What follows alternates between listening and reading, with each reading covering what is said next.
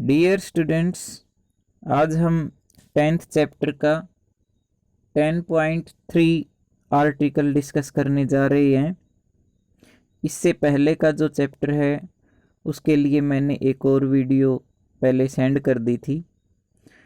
आज देखिए, हमारा जो आज का टॉपिक है, हाउ डू वी ब्रीद, हम सांस कैसे लेते हैं।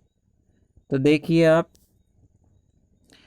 Normally we take in air through our nostrils.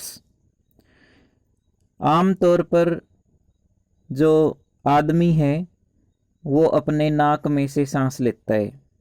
मतलब जो नाक के दो छेद हैं, नाक के जो दो होल हैं, उन होल्स के थ्रू एयर जो है वो हमारी बॉडी में एंटर करती है। When we inhale air, it passes through our nostrils into nasal cavity. जो एयर नाक के होल्स में से अंदर जाएगी वो सबसे पहले नसल कैविटी में जाएगी, क्योंकि नाक के जस्ट बाद अंदर की साइड नसल कैविटी होती है। और फिर नसल कैविटी के बाद जो एयर है वो विंड पाइप से होती हुई लंग्स के अंदर जाएगी। आप बुक में देख सकते हैं, from nasal cavity the air reaches our lungs through the windpipe. Windpipe में से हवा जो अंदर लंग्स हैं उनके अंदर चली जाएगी, उनके अंदर भर जाएगी। Lungs are present in the chest cavity. जो हमारे लंग्स हैं वो चेस्ट कैविटी में रहते हैं। चेस्ट कैविटी जो होती है वो रिब केज के जो नीचे वाला हिस्सा है, जो हमारी रिब केज हैं, आपने 6th क्लास में पढ़ा होगा कि जो चेस्ट के अंदर जो हड्डियां हैं, जो सर्कल में थोड़ी सर्कल की शेप में हैं, तो राउंड शेप में है, तो वो जो हड्डियां हैं उनको बोलते हैं रिब्स। तो रिब्स के नीचे जो जगह है वो होती है चेस्ट कैविटी। तो हमारे लंग्स चेस्ट कैविटी के अंदर होते हैं। This cavity is surrounded by ribs on the sides. A large muscular seat called diaphragm forms the floor of chest cavity. Chest cavity के निचले हिस्से में एक फ्लोर होता है, मतलब एक लेयर बनी होती है जिसका नाम होता है डायाफ्राम। नेक्स्ट देखिए, breathing involves the movement of diaphragm and rib cage. जब भी हम सांस लेते और छोड़ते हैं तो डायाफ्राम में और जो हमारी चेस्ट है, जो रिब केज है, उसके अंदर मूवमेंट देखने को आपको मिलती है। मतलब मूवमेंट उसके अंदर आपको दिखाई देती है। तो अब ये जो बातें मैंने आपको बताई हैं ये आप आगे डायग्राम में भी देख सकते हैं। अब मैं आपको डायग्राम के थ्रू ये बातें समझा रहा हूं। अपनी बुक में डायग्राम देखिए।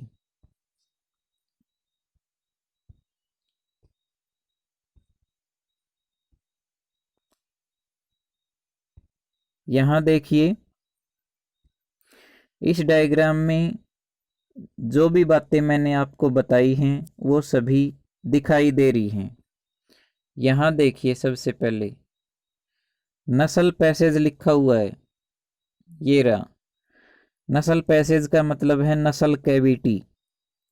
तो जब हम सांस लेते हैं तो सबसे पहले यहाँ से एयर नसल कैविटी में जाएगी। मतलब ये नाक नोज है हमारी, और यहाँ से नसल कैविटी के अंदर एयर एंटर करेगी और फिर आपको दिखाई दे रहा है उसके बाद फेरिंक्स। फेरिंक्स जो है वो हमारा गला, जो गले वाला हिस्सा है वो है। ये देखिए, गर्दन के अंदर जो गला होता है, गले का जो हिस्सा होता है उसमें से एक पाइप होती है जिसमें से एयर शरीर के अंदर एंटर करेगी।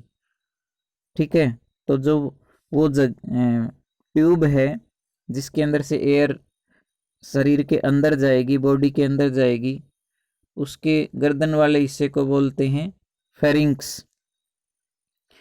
उसके बाद आप देखिए आगे, नेक्स्ट है ट्रैकिया। मतलब गर्दन के नीचे जो विंड पाइप का हिस्सा है ये वाला, ये होता है ट्रेकिया। और ट्रेकिया के बाद जो विंड पाइप है, जो ट्यूब है, वो फिर आगे दो हिस्सों में बट जाती है। देखिए, ये जो ट्यूब है, ये जो हमारी ट्यूब है, ये फिर ये दो लंग्स हैं, एक लेफ्ट साइड में एक राइट साइड में। इन दोनों लंग्स के साथ वो जुड़ी हुई है, इस तरह से दोनों साइड डिवाइड हो जाती है। तो ये जो विंड पाइप है ये दोनों लंग्स के साथ जुड़ी हुई है।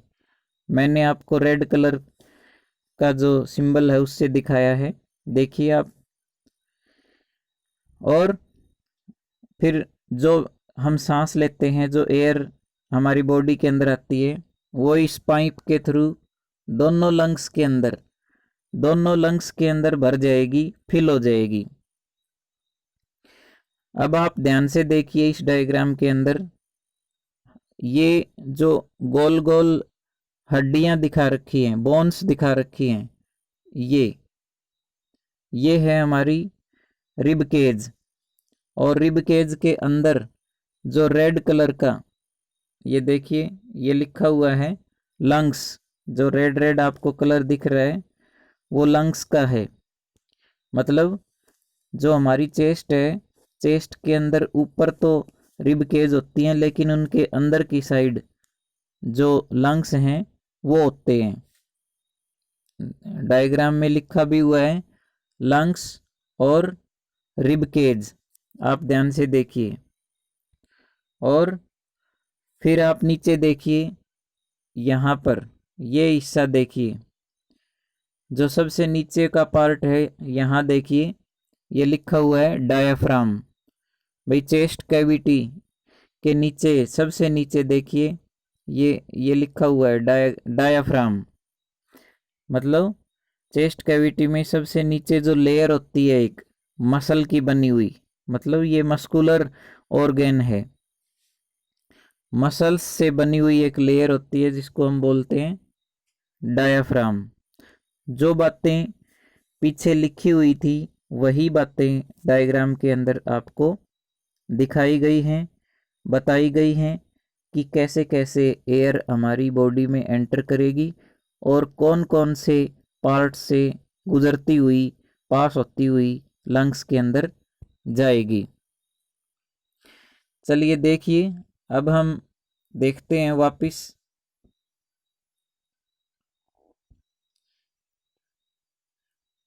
तो देखिए, अब हम आगे रीड करते हैं। During inhalation ribs moves up and outwards and diaphragm moves down. This movement increases space in our chest cavity and air rushes into lungs. During exhalation, ribs moves down and inwards while diaphragm moves up to its former position.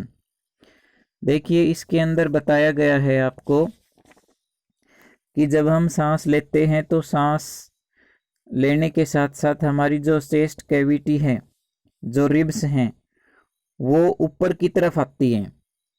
भाई air जब enter करेगी body में तो वो जो space है, जो lungs के अंदर खाली स्पेस है, वो उसके अंदर हवा भर जाएगी और फिर उससे हमारी जो चेस्ट कैविटी है वो, उसका वॉल्यूम बढ़ जाएगा और हमारी चेस्ट, हमारी रिब्स ऊपर की साइड आती हुई दिखेंगी। आपने देखा होगा कोई भी आदमी सो रहा है, उस टाइम आप उसकी बॉडी को देखोगे ना, तो एक बार उसकी बॉडी ऊपर आएगी, एक बार नीचे आएगी। उसकी जो चेस्ट कैविटी है एक बार ऊपर आएगी फिर नीचे आएगी। क्यों?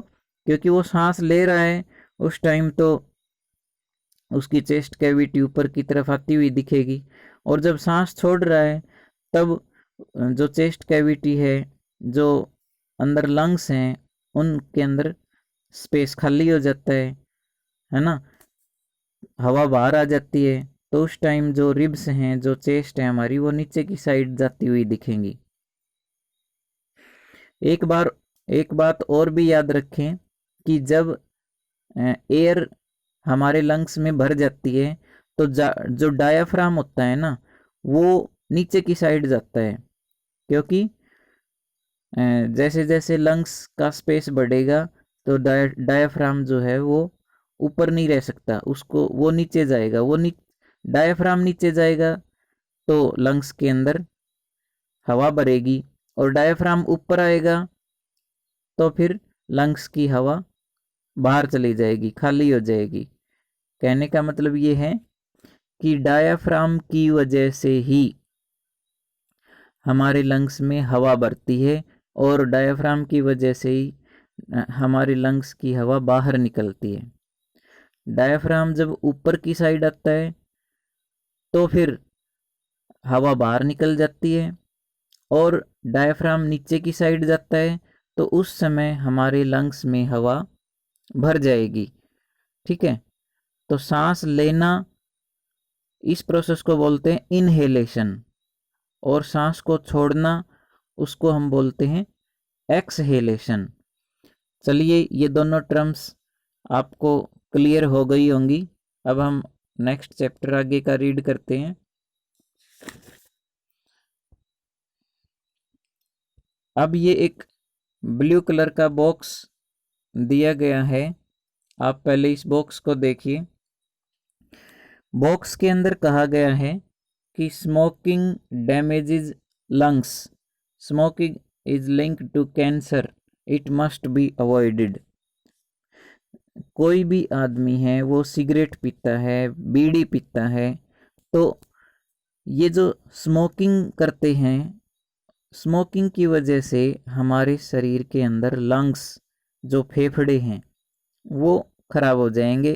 क्योंकि सिगरेट का जो धुआं है, स्मोक है, वो हमारे लंग्स के अंदर की साइड धुआं जो है वो चिपक जाता है, और जितना ज़्यादा धुआं चिपकेगा उतना ही स्पेस कम हो जाएगा लंग्स के अंदर, और फिर हम ज़्यादा लंबी सांस नहीं ले सकते। तो इसलिए हमें कभी भी स्मोकिंग नहीं करनी चाहिए, इसको अवॉइड करना चाहिए, और स्मोकिंग से कैंसर भी हो सकता है। ठीक है, चलिए अब नीचे एक और बॉक्स दिया हुआ है, इस बॉक्स को आप देखिए। इस बॉक्स के अंदर बताया गया है कि air around us has various types of unwanted particles such as smoke, dust, pollen grains. When we inhale, particles get trapped in the air present in our nasal cavity. देखिए, जब हम सांस लेते हैं और जब एयर हमारी बॉडी में एंटर करती है, तो आपको पता है कि एयर के साथ साथ कई अनवांटेड पार्टिकल, मतलब ऐसे पार्टिकल भी हमारे शरीर में चले जाते हैं जिनकी शरीर को ज़रूरत नहीं है। हवा में बहुत सी चीज़ें मिक्स रहती हैं क्योंकि पॉल्यूशन बहुत फैला हुआ है आजकल। हवा में धुआं भी है, हवा में डस्ट भी है, हवा में पोलन ग्रेन भी हैं।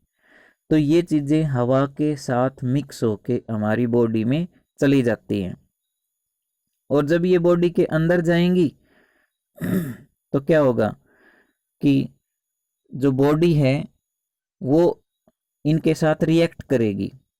जैसे हमारी जो नोज है, नाक के अंदर बाल होते हैं, देखो अपने पैराग्राफ में लिखा भी हुआ है हेयर।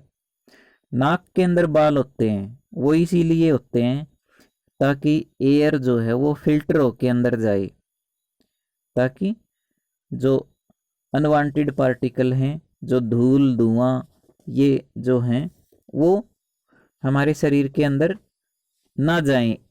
तो बाल जो हैं वो फिल्टर करते हैं एयर को।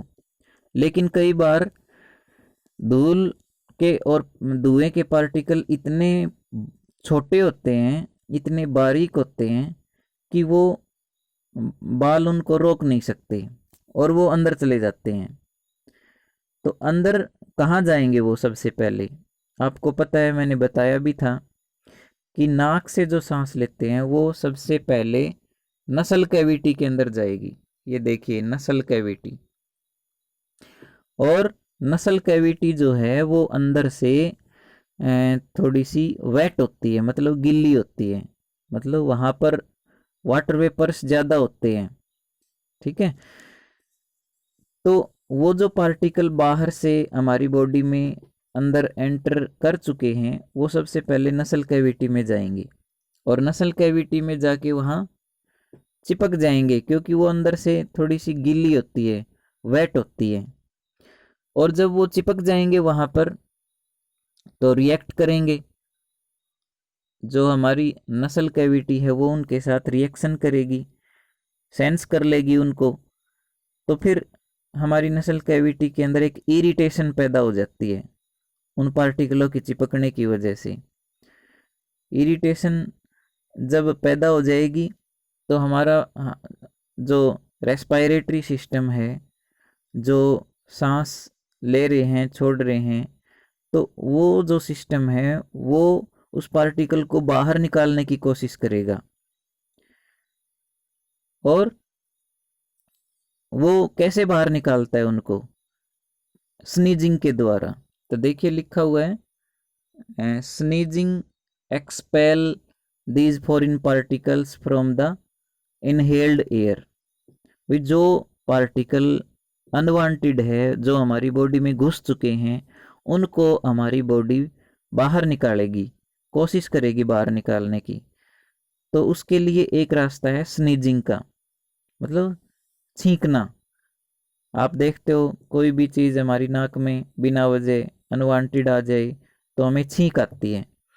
तो वो छींक इसीलिए आती है क्योंकि हमारा जो सिस्टम है शरीर का वो उस अनवांटेड पार्टिकल को बाहर निकालने की कोशिश करता है, इसीलिए छींक आती है। और छींक से वो जो नाक में कोई भी चीज़ अगर है अनवांटेड, वो एकदम हवा के साथ, क्योंकि हवा तेजी से छींक में बाहर आएगी, तो वो पार्टिकल बाहर आ जाएंगे और अंदर जो है बॉडी के अंदर हमारे लंग्स में वो पार्टिकल नहीं जा सकते। इससे हमारे लंग्स सुरक्षित रहते हैं। तो ये हमारा जो क्वेश्चन है वो बन सकता है, बहुत ही इम्पोर्टेंट बात है ये। आपसे पूछा जा सकता है कि वाई स्नीजिंग अकर्स, भाई स्नीजिंग कैसे होती है, क्यों होती है? ठीक है, तो हम ये जो पैराग्राफ है इसको अच्छे से रीड करेंगे, समझ लेंगे। चलिए ठीक है, आज का टॉपिक केवल यही है, नहीं तो ज़्यादा लंबी वीडियो हो जाती है और फिर डाउनलोड नहीं हो पाती। कुछ बच्चे ऐसी जगह पर रहते हैं जो जहाँ पर नेटवर्क नहीं रहता, तो अब मैं छोटी वीडियो ही आपको सेंड करूँगा। Okay, thank you.